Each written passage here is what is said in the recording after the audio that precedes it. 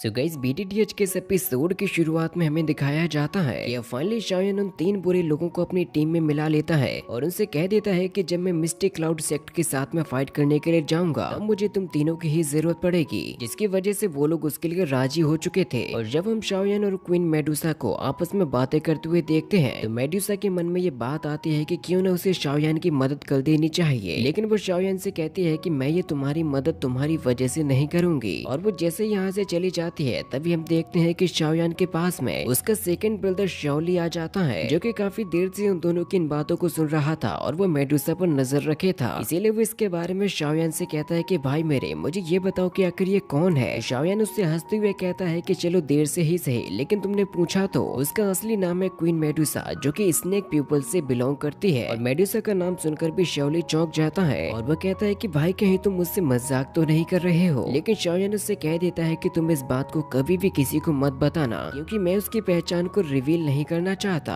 तो शाओली कहता है कि ठीक है, मैं उसके बारे में ना तो किसी को बताऊंगा और ना ही उसके बारे में किसी से बात करूंगा। और फिर तभी शाओली शाओयान से कहने लगता है कि भाई मेरे मुझे एक बात बताओ, क्या ये लेडी मिस्टिक क्लाउड सेक्ट से फाइट करने के लिए हमारी मदद कर सकती है। शाओयान उससे कहता है कि मैं इसके बारे में उससे पूछ चुका हूँ, लेकिन उसने मुझे मना कर दिया। वो मुझसे नफरत करती है, शायद इसीलिए उसने मना किया होगा। लेकिन फिर वो कहता है कि मुझे इस बात से कोई भी फर्क नहीं पड़ता, क्योंकि जब हमारे सामने मंजिल है तो हम उस तक पहुंचने का रास्ता खुद से निकाल ही लेंगे। तभी शाओयान शाओली से कहता है कि मुझे एक बात बताओ, अभी 3 दिनों से मैं एक औषधि के ऊपर रिसर्च कर रहा हूँ, जिसमें एल्डर शुकियान ने भी मेरी बहुत ही ज्यादा मदद की ताकि मैं इससे रिलेटेड सारी के सारी औषधियों को ढूंढ सकूं। लेकिन इनमें से 2 औषधियाँ ऐसी हैं जिनके बारे में मुझे अभी तक पता नहीं चल पाया। अगर तुम्हारे पास में इनसे रिलेटेड कोई भी जानकारी है तो प्लीज मुझे बता दो। लेकिन शाओली जैसे ही उन औषधियों के बारे में पढ़ता है वो कहने लगता है कि मैंने कभी भी इन 2 औषधियों के बारे में नहीं सुना, इसीलिए ये दोनों ही चीजें मेरी समझ के तो बाहर है। लेकिन अगर तुम्हें कभी भी इनके बारे में किसी भी तरीके से कोई भी जानकारी मिले तो तुम मुझे बताना, मैं उन्हें कहीं से भी खोज कर ले आऊंगा। तो शाओयान शाओली से कहता है कि हाँ मैं जानता हूँ मेरे भाई, तुम मेरे लिए कुछ भी कर गुजरने को तैयार रहते हो, लेकिन अभी ऐसा कुछ भी करने की जरूरत नहीं है। और वो कुछ एलिजर शाओली को दे देता है और उससे कहता है कि ये चीजें मुझे हानफेंग से बरामद हुई थी, जिनको उसी ने रिफाइन किया था, लेकिन इनकी ताकत को तुम बिल्कुल भी कमजोर ना समझना, इसीलिए तुम इन्हें लेकर किसी न किसी तरीके से बेचने का इंतजाम करो, क्योंकि इन एलिजर्स के बल पर हम लोग काफी मोटा पैसा कमा सकते हैं। तो शाओली उससे कहता है कि ठीक है मेरे भाई, तुम जाकर अपनी प्रैक्टिस को कंटिन्यू रखो, बाकी के सारे काम मुझ पर छोड़ दो। ये छोटे मोटे काम तो मैं काफी आसानी के साथ में करते रहूंगा, लेकिन इस बात का याद रखना कि तुम मेरे सबसे प्रॉमिसिंग भाई हो और तुम इस दुनिया के बारे में तो जानते ही हो कि ये कितने ज्यादा क्रूर लोग हैं, इसीलिए कभी भी किसी के जाल में मत फंस जाना। और फिर वो एक दूसरे को हाई फाइव देकर चांदनी रात में चांद को देखने लग जाते हैं। तभी शाओली कहने लगता है कि मैं अपने बड़े भाई को काफी ज्यादा मिस कर रहा हूँ, किस तरीके से हम तीनों ही पहले साथ में मस्ती किया करते थे। और वो उस पल को याद करने लगता है कि जब ये तीनों ही भाई साथ में रहते हुए मस्ती करते और अपने दुश्मनों के साथ में भी लड़ते। जब तक वो तीनों ही एक दूसरे के साथ में थे उन्हें हराने की ताकत किसी में भी नहीं थी। उनके बड़े भाई को ये हमेशा ही भरोसा था कि चाहे कुछ भी हो जाए, लेकिन शाओयान ना तो हार मानेगा और ना ही अपनों को हारने देगा। तो फिर शाओयान शाओली को दिलासा देते हुए उससे कहने लगता है कि भाई तुम चिंता मत करो, क्योंकि हम लोग चाहे कैसे भी खबर का इंतजार क्यों न करते रहे, वो हमेशा ही हमें थोड़ी बहुत अधूरी तो लगती ही है। इसके बाद फिर शाओली उठकर अपने भाई से कहने लगता है भाई अब तुम बिल्कुल भी चिंता मत करना, मैं तुम्हारे सारे के सारे कामों को कर दूंगा, तुम्हें जब कभी भी मेरी जरूरत हो तो तुम मुझे बुला लिया करना। इसके बाद फिर शाओली भी यहाँ से चला जाता है। इसके बाद अब हमें अगले ही सीन में दिखाया जाता है शाओयान के बड़े भाई को, और वो भी इसे चांदनी रात में चांद को ही देख रहा था, इसी इंतजार में कि कभी ना कभी तो उसके भाई लौट कर आएंगे ही। वो अपने मन में ही सोचने लगता है कि पता नहीं उसके दोनों ही भाई कैसे होंगे। वो अपनी व्हील चेयर पे बैठा हुआ केवल इसी आस को लगाए रहता है कि उसके भाई एक न एक दिन उसके लिए खुशखबरी लेकर ही आएंगे। जिसके बाद फिर वो यहाँ से आराम करने के लिए चला जाता है। और फिर अगले ही सीन में हम लोग शाओयान को देखते हैं, जो कि अब एक हॉल में आ जाता है जहाँ पर हानफेंग के काफी सारे रिफाइन किए हुए ट्रीजर्स रखे हुए थे। और इस हॉल को देखकर शाओयान बहुत ही ज्यादा खुश हो जाता है। वो कहने लगता है कि सच में हानफेंग एक बहुत ही बड़ा जीनियस था, वो जानता था कि उसको कब कहाँ और कैसी मेडिसिन की जरूरत पड़ेगी, इसीलिए उसने यहाँ पर हर तरीके की मेडिसिन को रखा हुआ था। शाओयान कहने लगता है कि मैंने तो ये सोचा ही नहीं था कि मिट्टी को खोदते हुए मुझे इतना बड़ा खजाना मिल जाएगा। और अब क्योंकि हानफेंग नहीं रहा और शाओयान यहाँ का लीडर बन चुका है, जिसके चलते ये सारा का सारा खजाना शाओयान का हो जाता है। इसीलिए वो अपनी पावर्स की मदद से चेक करने लगता है कि उसका भी हाल फिलहाल में अपनी जरूरत के हिसाब से किस किस मेडिसिन की जरूरत है। उसकी ये पावर्स चारों तरफ ही घूमकर इसके बारे में तुरंत ही पता लगाने लगती हैं। शाओयान तुरंत ही कहता है कि ये चीजें मेरी पावर्स को बढ़ाने के लिए काफी होंगी, जिससे कि मैं एम्परर शील्ड टेक्निक के बाकी के सील्स पिल्स को भी ब्रेक कर दूंगा। वो एक औषधि को देखता है और कहता है कि अगर मुझे मिस्टी क्लाउड सेक्टर से भागने की जरूरत पड़ी तब ये चीज मेरे बहुत ही ज्यादा काम में आएगी। और बिना आइस एम्पर और मित्तल फैमिली की मदद के शाओयान कभी भी ऐसा नहीं कर सकता कि वो अकेले ही मिस्टी क्लाउड सेक्टर से फाइट करने के लिए चला जाए। वो कहता है कि मैं इतनी बार उनकी मदद ले चुका हूँ लेकिन मैंने कभी भी उनका कर्ज नहीं चुकाया। लेकिन वो कहता है कि शायद इनकी मदद से मैं उन्हें थोड़ा सा तो खुश कर ही दूंगा, क्योंकि अब वो यहाँ पर कुछ अच्छी सी पिल्स को बनाकर ले जाएगा आइस एम्पर के पास में और उनको दे देगा। इसीलिए फिर वो तुरंत यहाँ पर अपने फर्नेस को ले आता है पिल्स को रिफाइन करने के लिए, जिस फर्नेस को वो सबसे पहले अपनी ग्रीन एनर्जी की मदद से ऊर्जा देने लगता है, जिसकी हीट पकड़ते ही वो सारे के सारे मेडिसिन को उसी के अंदर डाल देता है, जिससे कि पिल्स के रिफाइन होने की प्रोसेस शुरू हो चुकी थी। जिसके लिए फिर वो यहाँ पर अब और भी ज्यादा एनर्जी को बढ़ाने लगता है और उस फर्नेस की इतनी ज्यादा एनर्जी को गैदर करने की वजह से उस फर्नेस के अंदर भी बहुत ही ज्यादा हलचल होने लगती है। लेकिन शाओयान उस प्रोसेस को बीच में रुकने नहीं देता और अपनी पूरी ताकत को लगाकर फाइनली उन्हें रिफाइन करके